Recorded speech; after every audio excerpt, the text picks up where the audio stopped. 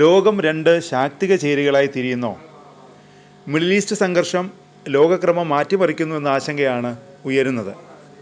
ചേരിയിൽ ഒരു ഭാഗത്ത് അമേരിക്കയാണ്, മറുഭാഗത്ത് സ്വാഭാവികമായി റഷ്യയും. അമേരിക്കൻ ചേരിയിൽ രാജ്യങ്ങളുടെ എണ്ണം കുറഞ്ഞു വരുന്നു. യൂറോപ്പ് പൂർണ്ണമായും അമേരിക്കയെ കൈവിട്ടു.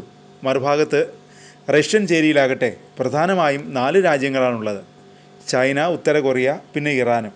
മറ്റ് രാജ്യങ്ങളും റഷ്യൻ സഖ്യത്തിനൊപ്പമാണ്.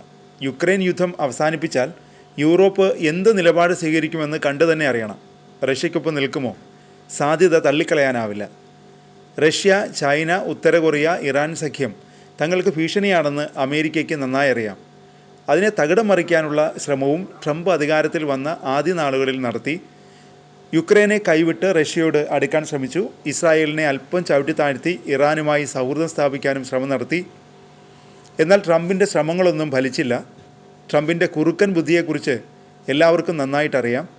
ആഗോളതലത്തിൽ ഏറെ ഒറ്റപ്പെട്ട് കഴിയുകയാണ് അമേരിക്ക. ദീർഘകാലമായി കൂടുനിന്ന സഖ്യരാജ്യങ്ങൾ അകലം പാലിക്കുന്നു. അതിനിടയിൽ മറുചേരിയിൽ ഒരു കുറുസഖ്യം ശക്തി പ്രാപിക്കുന്നത് ട്രംപിന് തലവേദനയാകുമെന്നുറപ്പാണ്. റഷ്യ യുക്രൈൻ യുദ്ധത്തിൽ റഷ്യയ്ക്ക് പിന്തുണ നൽകുകയാണ് ചൈനയും ഉത്തര കൊറിയയും. റഷ്യയുടെ സൈന്യത്തിൽ ചൈനീസ് സൈന്യത്തിൻ്റെ സാന്നിധ്യമുണ്ടെന്ന് യുക്രൈൻ പ്രസിഡന്റ് സെലൻസ്കി ആരോപിച്ചിരുന്നു.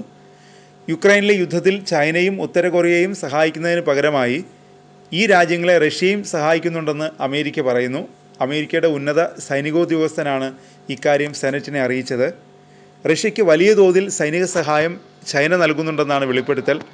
ഇതിനു പകരമായി റഷ്യ ചൈനയ്ക്കും സഹായം നൽകുന്നുണ്ട്. ഈ രാജ്യങ്ങൾ തമ്മിലുള്ള സൈനിക സഹകരണം ഭീഷണിയായി അമേരിക്ക കണക്കാക്കുന്നു. ഹൈപ്പർസോണിക് ആയുധങ്ങൾ ഉൾപ്പെടെ വികസിപ്പിച്ച് ഉത്തര കൊറിയയും സൈനിക ശേഷി വർദ്ധിപ്പിക്കുന്നുണ്ട്. റഷ്യയിലേക്ക് യുദ്ധോപകരണങ്ങളും സൈനികരെയും അയക്കാനുള്ള സന്നദ്ധത ഉത്തര കൊറിയ അറിയിച്ചിട്ടുണ്ട്. അടുത്തിടെ ഇക്കണോമിക്സ് ടൈംസ് ഒരു റിപ്പോർട്ട് പുറത്തുവിട്ടിരുന്നു. റഷ്യ, ചൈന, ഇറാൻ, ഉത്തര കൊറിയ എന്നീ രാജ്യങ്ങൾ അമേരിക്കയെ ചെറുക്കുന്നതിനായി ഒരുമിച്ച് പ്രവർത്തിക്കുന്നുണ്ടെന്നാണ് ഈ റിപ്പോർട്ടിൽ പറയുന്നത്.